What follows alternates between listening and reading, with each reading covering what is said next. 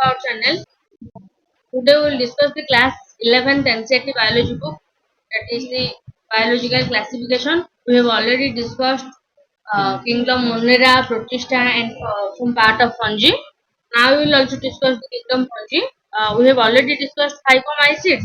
Now we will discuss ascomycetes. Okay. Commonly known as sac fungi. इसको commonly कहा जाता है sac fungi. The ascomycetes are mostly multicellular. ये multi cellular होते हैं, जैसे कि एग्जांपल है पेंसिलियम और ईस्ट और पेंसिलियम ये मल्टी सेलुलर हो सकते हैं और यूनिसेलुलर भी हो सकते हैं, बट रेयर है यूनिसेलुलर। मोस्टली क्या पाए जाते हैं मल्टी सेलुलर पाए जाते हैं। मल्टी सेलुलर का एग्जांपल है पेंसिलियम और यूनिसेलुलर का एग्जांपल है east.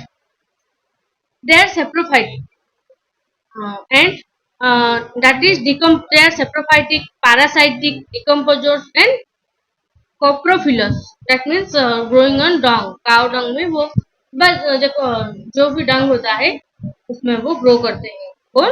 कोप्रोफिलस। Mycelium is branched and septate. Mycelium जो है वो क्या है? ब्रांच्ड है और septate.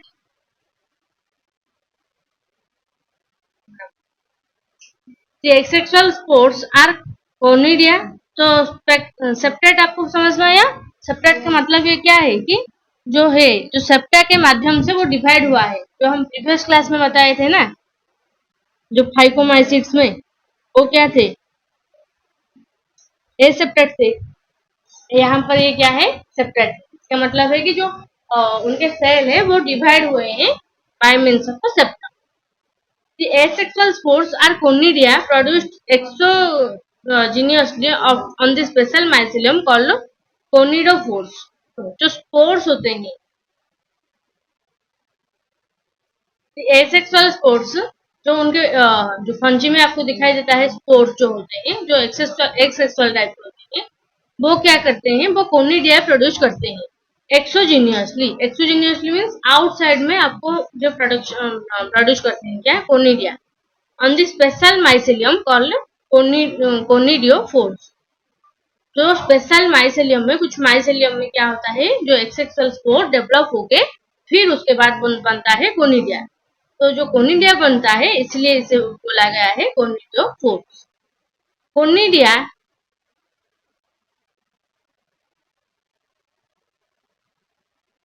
Conidia on germination produce mycelium. ये जो कोनिडिया था वो उस कोनिडिया ही लास्ट स्टेज में वो जर्मिनेशन होके यानी कि डेवलप होके बनेगा mycelium.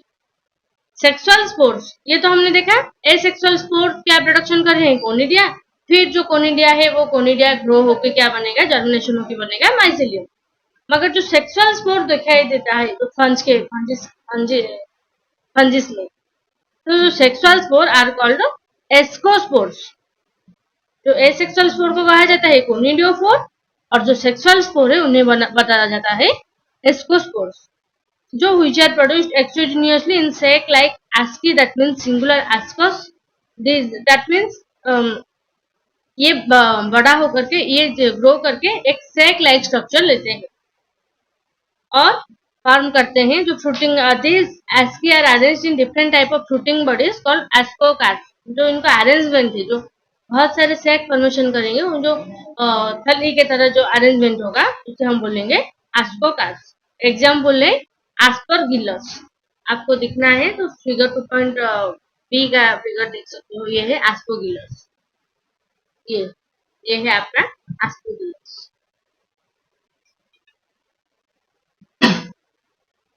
Clavicaps and Neurospora, these are the example of ascocarps. Neurospora is used extensively in biochemical and genetic works। और जो न्यूरोस्पोरा है एक कॉन्सेप्ट एक जो न्यूरोस्पोरा है वो बायोकेमिकल इंडस्ट्री में और जेनेटिक वर्क में जो जीन का जो क्या है, जीन का वेरिएशन हुआ है, कैसे कॉम्बिनेशन हुआ है, ये सब अनुसंधान करने के लिए, ये सब को स्टडी करने के लिए न्यूरोस्पोरा को यूज किया जाता है। Many members like morels and truffles are edible and can consider delicacies. इसका मतलब है कि जो बहुत सारे फंजी है इसको हम खा सकते हैं, लाइक मोरेल और ट्रफल, इसको हम खा सकते हैं, ये एडिबल है और इसे हम बोलेंगे कहा जाता है डेली का किया, ठीक है। इससे आप पढ़ लो, उसके बाद हम देखेंगे बास्टिडियोमाइट्स।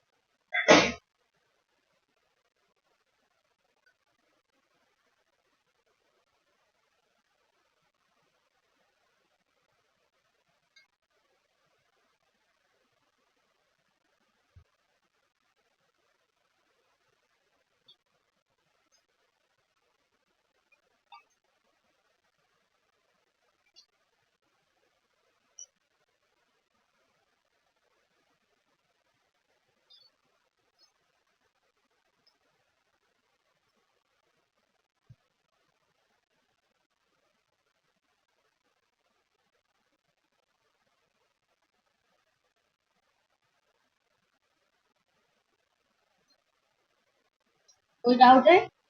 आपको सिर्फ समझना है और उसके बाद याद भी करना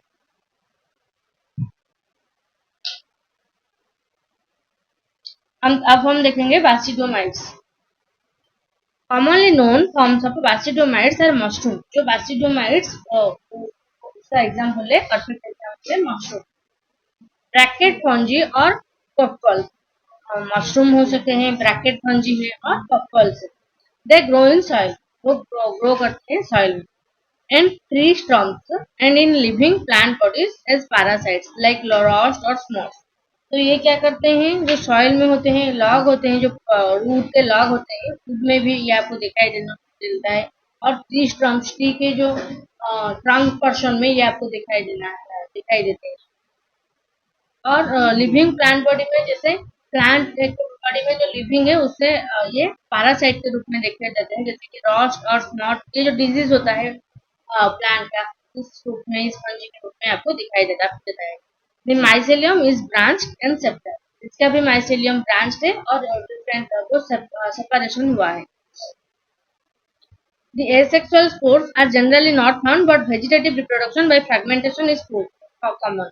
इसका यहाँ पर एक्सेक्सुअल स्पोर दिखाई नहीं देता है, फिर भी ये जो रिप्रोडक्शन करता है वो वेजिटेटिव रिप्रोडक्शन करता है, जो कि फ्रैगमेंटेशन होता है। द सेक्स ऑर्गन इसके अंदर एब्सेंट है, बट जो प्लाज्मोगेमी है, जो फ्यूजन के टू वेजिटेटिव और somatic cells of different strain और जीनोटाइप, डिफरेंट जीन का और डिफरेंट स्ट्रेन का जो सोमैटिक सेल है, जो वेजिटेटिव सेल है, वो वेजिटेटिव सेल को फ्यूजन करके प्लाज्मोगेमी प्लाज्मोगेमी हम कर सकते हैं। इसका मतलब ये है कि जो डिफरेंट स्ट्रेन का, जो टू डिफरेंट टाइप जो फंजी है, उसके जीनोटाइप यानी कि जीन को हम क्या करेंगे, और जो उनका जो वेजिटेटिव सेल है, सेम टाइप का जो वेजिटेटिव सेल है, उस वेजिटेटिव सेल को हम फ्यूजन करके हम प्लाज्मोगेमी ला सकते हैं। इसका मतलब है कि जो हो वो उसे हम प्लाज्मोगेमी कहेंगे। द रिजल्टेंट स्ट्रक्चर जो होगा वो डाइकैरियोटिक होगा। इसका मतलब कि दो न्यूक्लियस होंगे, dikaryotic, which ultimately gives rise to basidium. और जो फ्यूजन होने के बाद जो होगा डाइकैरियोटिक, वो gives rise to basidium. Karyogamy and meiosis takes place in the basidium producing 4 basidiospores। So karyogamy होता है, क्या मतलब है कि जो न्यूक्लियस है, जो न्यूक्लियस का कॉम्बिनेशन होता है, उसके बाद क्या होगा, वो हाफ डिवीजन होगा, यानी कि जो न्यूक्लियस जो हाफ हो जाता है, सेल नंबर हाफ हो जाता है, वो म्यूसिस होगा। वो वो कहाँ पर होता है, जो बेसिडियम में होता है। उस बेसिडियम में हमको 4 बेसिडियोस्पोर फॉर्मेशन होते हैं। The basidiospore are exogenously produced on the basidium, यानी कि वो बेसिडियोस्पोर ही प्रोडक्शन करते हैं जो बेसिडियम के ऊपर। The basidia are arranged in fruiting body called basidiocarps. ये जो बेसिडिया है वो अरेंज होते हैं, उसे हम बोलेंगे basidiocarps. Some common member are Agaricus जो है mushroom, Ustilago, smut and Puccinia rust fungus. उसके बाद हम देखेंगे deuteromycetes, commonly known as imperfect fungi. इसको इम्परफेक्ट फंजी कहा गया है। क्यों? क्योंकि इसके अंदर सिर्फ और सिर्फ एसेक्सुअल और वेजिटेटिव फंजी दिखाई देने को मिलता है। तो जो sexual form of fungi were discovered they're moved into classes that rightly belong to. इसका मतलब है कि इसके अगर कोई भी सेक्सुअल रिप्रोडक्शन अगर देखा जाएगा तो उसको इस कैटेगरी से लेकर दूसरे कैटेगरी में डाला जाएगा। जैसे कि आप ये सब कह सकते हो कि एसिटो क्या है, एस्कोमाइसिट्स में ये डाला जा सकता है। वैसे ही it is also possible that asexual or vegetative phase have been given one name and placed under deuteromycetes। इसका मतलब है कि अगर इसको भी अगर एसेक्सुअल और वेजिटेटिव स्टेट देखा जाता है तो वो ये भी हो सकता है कि वो क्या हो सकते हैं, डिट्रोमाइसिट्स हो सकते हैं, क्योंकि डिट्रोमाइसिट्स में क्या होता है, सेक्सुअल रिप्रोडक्शन नहीं होता है, तो ये डिट्रोमाइसिट्स ग्रुप में भी डाले जा सकते हैं। In the sexual stage, so later when the linkage were established, the fungi were correctly identified and moved out of the dichromacetes। इसका मतलब है कि ये तो एसिकोमाइसिट्स में नहीं डाले जा सकते, ये डिट्रोमाइसिट्स में डाले जा सकते हैं। बट इसका ये क्या मतलब हुआ कि ये अगर जो उनके लिंकेजेस है, जो जीन के कैसे लिंकेजेस हैं, ये लिंकेजेस क्या है, वेरिएंस क्या है, आपको हायर क्लास में पढ़ाया जाएगा। तो ये जो लिंकेजेस है वो कैसे हुआ है, तो फंजी को करेक्टली आइडेंटिफाई किया गया और जो ड्यूट्रोमाइसिट से निकाला गया, once perfect stage of member of ड्यूट्रोमाइसिट्स were discovered, they were often moved to ascomycetes और बेसिडियोमाइसिट्स। तो अगर उसमें कोई भी सेक्सुअल स्टेज देखने डिस्कवर हुआ तो वो डाले जाते थे एस्कोमाइसिट्स और बेसिडियोमाइसिट्स। The Detromycetes reproduce only by asexual spores called conidia। तो ये जो डिट्रोमाइसिट्स है उनके अंदर कुछ एसेक्सुअल स्पोर होते हैं, उसे हम बोलेंगे conidia. The mycelium is also separate and branched। mycelium जो है वो उनको ब्रांचेस है वो सेपरेट हुआ है। Some member of saprophytes are parasites while a large number of them are decomposers। तो इसका मतलब है कुछ यहाँ पर सेप्रोफाइट्स हैं और कुछ पैरासाइट हैं और कुछ नंबर ऑफ जो है डिकम्पोजर है। Decomposer of litter and help in mineral cycle में ये हेल्प करते हैं। Some example are Alternaria, Colletotrichum and Trichoderma. आप ट्राइकोटर्म सुने होंगे, तो वो ही एक फंजी है वो कि डिट्रोमाइसिट्स में आते हैं। फिर हम देखेंगे किंगडम प्लांटी। तो kingdom Plantae includes all eukaryotic chlorophyll containing. आप जानते हो कि जो प्लांटी में होंगे वो सब अपना फूड प्रिपेयर कर सकते हैं फोटोसिंथेसिस प्रोसेस में। तो ऑल है यूकेरियोटिक और उनके पास क्लोरोफिल है। A few member are partially heterotrophic. ये जो प्लांटी के कुछ मेंबर हैं जो कि हेटेरोट्रोपिक है, जैसे कि इंसेक्टिफोरस प्लांट और पैरासाइट। जो पैरासाइट है और जो प्लांट है, एक प्लांट है तो हम बोलेंगे उसे प्लांटी, मगर जो प्लांट इंसेक्ट ईटिंग करता है, जैसे कि पीच प्लांट, ये सब जो होते हैं ये क्या करते हैं, इंसेक्ट ईटिंग करते हैं, इसे हम बोलेंगे heterotrophs. Bladderwort and Venus fly trap are example of insectivorous plants. जो है ब्लैडर वाट और वेनस फ्लाई ट्रैप, ये जो इंसेक्टिफोरस प्लांट के एग्जांपल है। और कुस्कुटा है ये पैरासाइट है, जो क्या करता है वो एक और एक पेड़ में जाकर रहता है और फिर उस पेड़ को मार देता है। The plant cell have an eukaryotic structure with prominent chloroplast। इनके पास क्लोरोफिल है, क्लोरोप्लास्ट है, और जो सेलुलर है वो सेल वॉल है वो सेलुलोज से गठित है, सेलुलोज से मेड है। You will study the eukaryotic cell structure. जो आपको यूकेरियोटिक सेल का स्ट्रक्चर क्या है वो चैप्टर 8 में आप पढ़ोगे। नाउ प्लांटे में आपको याद सकता है एल्गी हो सकता है, ब्रायोफाइट, टेरिडोफाइट, जिम्नोस्पर्म, एंजियोस्पर्म, ये सब कुछ कैटेगरी है। तो जो प्लांट है वो दो फेज होते हैं, एक है डिप्लॉयड स्पोरोफाइटिक फेज और है haploid gametophytic phase that alternate with each other. इसका मतलब है कि पहले डिप्लॉयड स्पोरोफाइटिक था, उसके बाद हैप्लॉयड गैमेटोफाइट होता है, फिर उसके बाद वो डेवलप होकर डिप्लॉयड स्पोरोफाइटिक हो जाता है। Sporophytic the length of the haploid and diploid phase, whether these phases are free living or dependent on other, vary among groups in plants। तो ये जो फेज है हैप्लॉयड फेज और डिप्लॉयड फेज एक plant में जरूर आएगा, मगर ये कितने दिनों तक रह सकता है उसके टाइम इंटरवल वेरी करता है प्लांट से प्लांट, स्पेसीज से स्पेसीज तक। तो इसे हम बोलेंगे अल्टरनेशन ऑफ जनरेशन। इसका मतलब है कि ये जनरेशन में इतना टाइम लगा, उस जनरेशन में नेक्स्ट जनरेशन में उसका जीन चेंज माध्यम से और कुछ जो टाइम ड्यूरेशन बढ़ सकता है, इसे हम बोलेंगे अल्टरनेशन ऑफ जनरेशन। तो हम ये प्लांटी किंगडम में सेपरेटली हम चैप्टर 3 में सेपरेटली किंगडम प्लांटी हम पढ़ेंगे, ठीक है। तो जो ये है किंगडम एनिमलिया, ये भी हम देख सकते हैं। किंगडम इज कैरेक्टर बाय जो एनिमल है वो सारे के सारे हेटेरोडॉक्टिक है, वो अपने फूड अपने आप प्रिपेयर नहीं कर सकते और वो क्या है, यूकेरियोटिक है। ऑब्वियसली दे आर मल्टीसेलुलर और उनके पास सेल वॉल नहीं है।